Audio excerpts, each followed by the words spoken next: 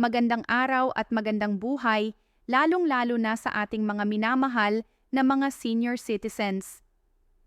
Sa araw na ito ay merong nagtatanong sa akin kung totoo ba itong pinopost at nakita nila sa YouTube na meron na daw aprobadong 6,400 na matatanggap ng ating mga senior citizens sa September.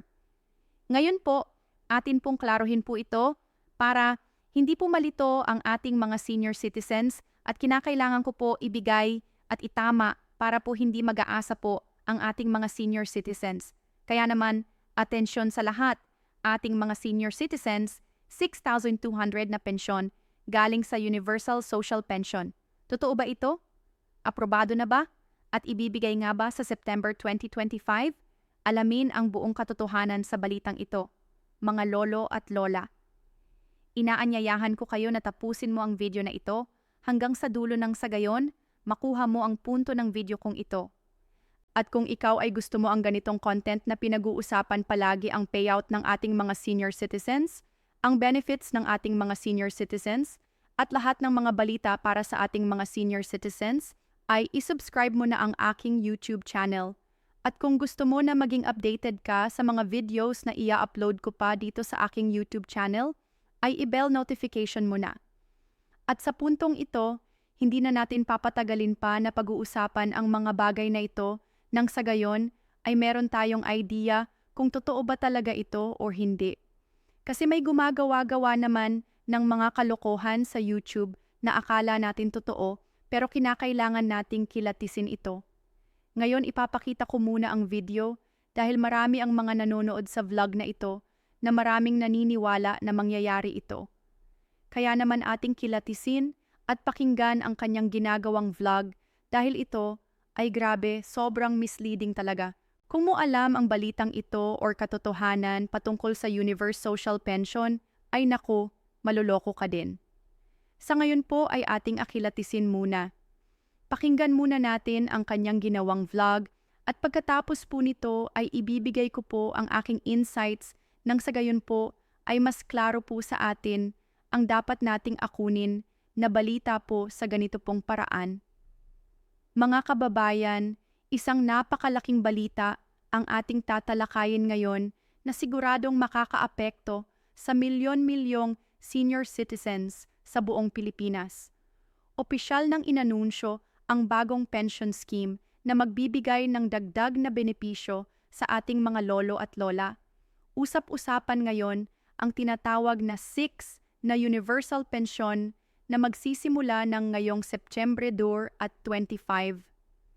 Pero bago natin talakayin ang buong detalye, huwag kalimutang mag-subscribe at i-click ang notification bell para palagi kang updated sa lahat ng mahaang balita tungkol sa pensyon, benepisyo at tulong pinansyal ng gobyerno. Ngayon, pag-usapan natin kung ano ba talaga itong 6,2 Universal Pension. Sa mga nakaraang buwan, marami ang naglabasan na balita at diskusyon tungkol sa pension reform. May ilang nagsasabing ito ay dagdag ayuda. May iba namang naniniwala na ito ay magiging isang permanenteng monthly pension para sa lahat ng senior citizens. Ayon sa opisyal na impormasyon mula sa SSS at ang universal pension na ito ay hindi isang one-time pay, kundi bahagi ng isang malawak na reforma sa pension system. Magsisimula ito sa September 2 at 25 at idadaan sa 3 kaon ng gradual increase. Ang ibig sabihin, hindi lang isang beses na 6 min ang matatanggap, kundi tataas pa ito kaon-taon hanggang do. At kung titingnan natin ang datos, ang kasalukuyang average pension ng isang retire ay nasa halos kwatsinada hanggang kada buwan.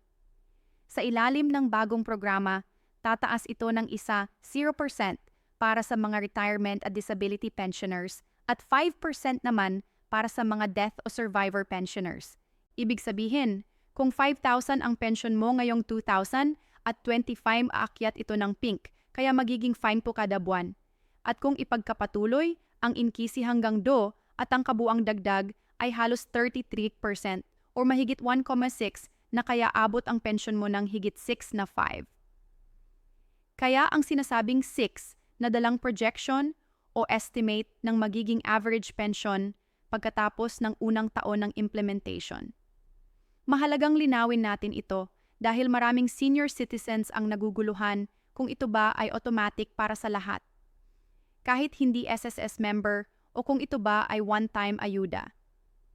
Ayon sa Department of Finance, ang pension reform ay nakabasis sa kontribusyon at membership ng mga retirees.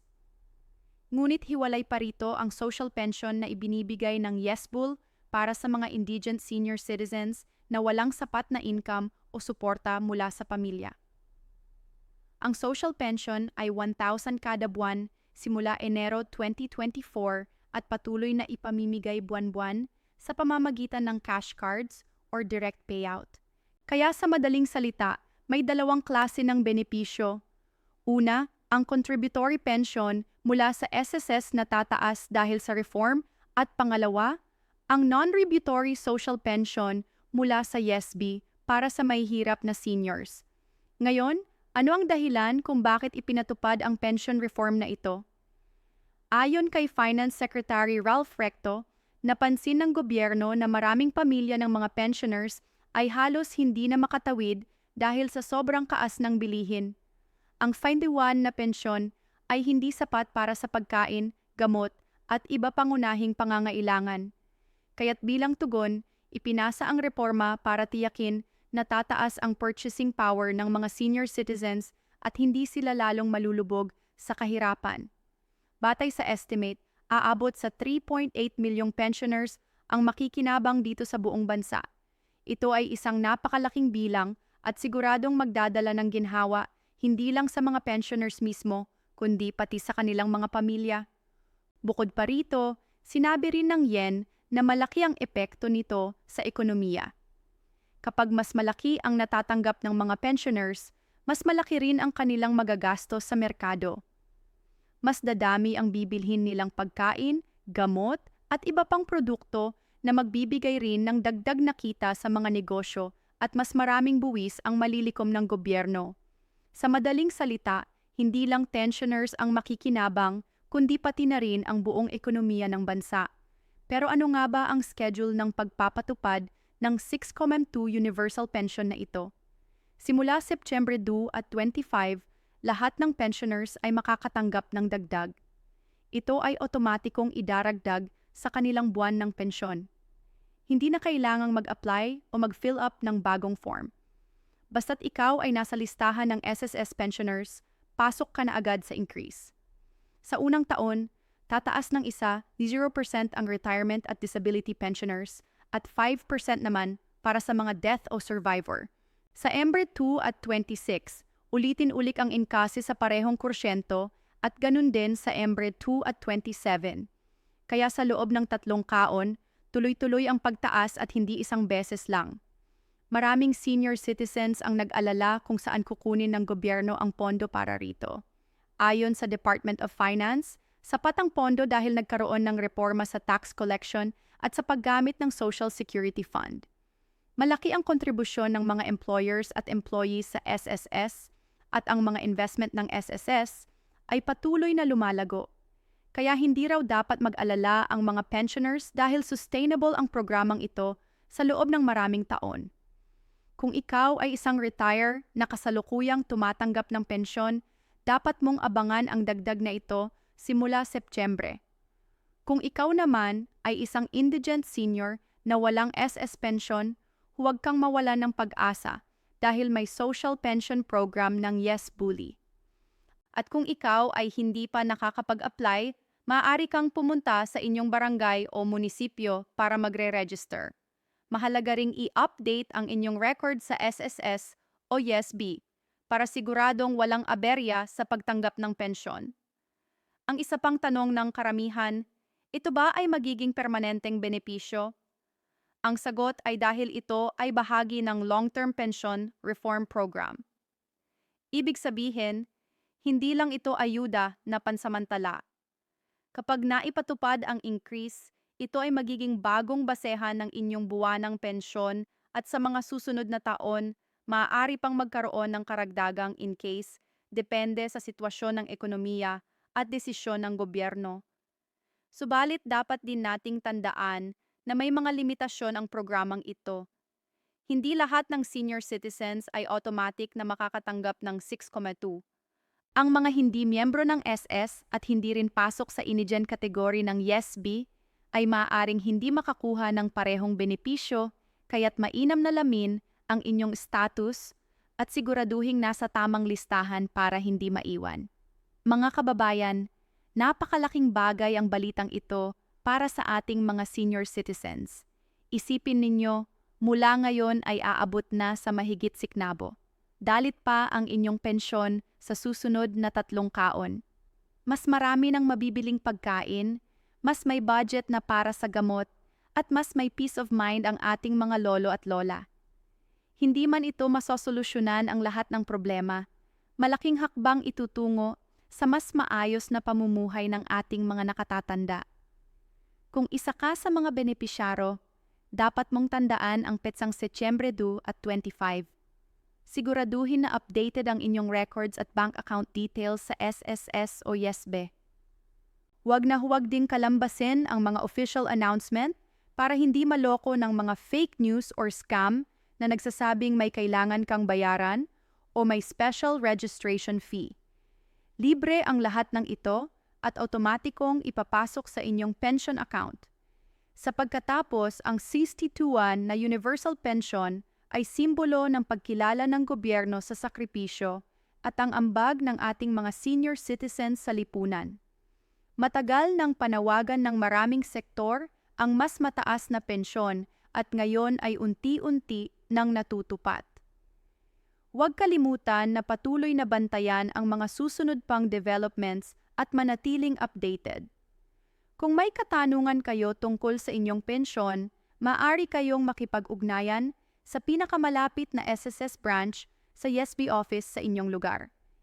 Kaya mga kaibigan, kung nakatulong sa inyo ang balitang ito, huwag kalimutang i-like ang video na ito, i-share sa inyong pamilya at kaibigan, lalo na sa mga senior citizens, at mag-subscribe para sa mas marami pang updates tungkol sa pensyon, benepisyo, at iba pang kulong pinansyal mula sa gobyerno. Tandaan, ang tamang impormasyon ang pinakamahalaga para maiwasan ang kalituhan at maling balita. Ito po ang aking statement, hindi po iyon totoo. Ang meron lamang pong matatanggap ngayong September 2025 na increase ay yung SS pensioners lamang po. At itong sinasabi niyang gawa-gawa niyang vlog na 6 sa Universal Social Pension, isa po itong kalokohan. Gusto lang niya na makuha yung atensyon ninyo at mapanood ang kanyang ginawang vlog kahit na misleading. So yan ang napala ng mga yan ang mga ginagawa ng mga walang awa sa ating kapwa. Kaya naman ngayon po ipinapaalam ko sa inyo na huwag niyo pong sundan ang tawag dito ang YouTube channel na minimislead kayo dahil marami po ang nagko-comment. Ewan ko din bakit marami din ang nagko-comment sa kanya na mapaalam ang kanyang mali. No, hindi ko rin alam bakit kayo paniwalang paniwala sa kanyang sinasabi. And sa ngayon po ay nahatid ko na ang magandang anong tawag dito? Magandang babalita na hindi na po anong tawag dito. Hindi na po mamislead kayo dahil minimension ko na po kayo kung ano yung katotohanan. Wala pong universal social pension at wala pong tawag dito magaganap na payout sa universal social pension sa September. Yun po ay gawa-gawa lamang at nanay nakatulong ako sa problema mo ngayon sa lalong-lalo na sa mga nagko-comment dito. Hindi po yun totoo. Yun lamang po at maraming salamat. Hanggang sa muli nating pagkikita o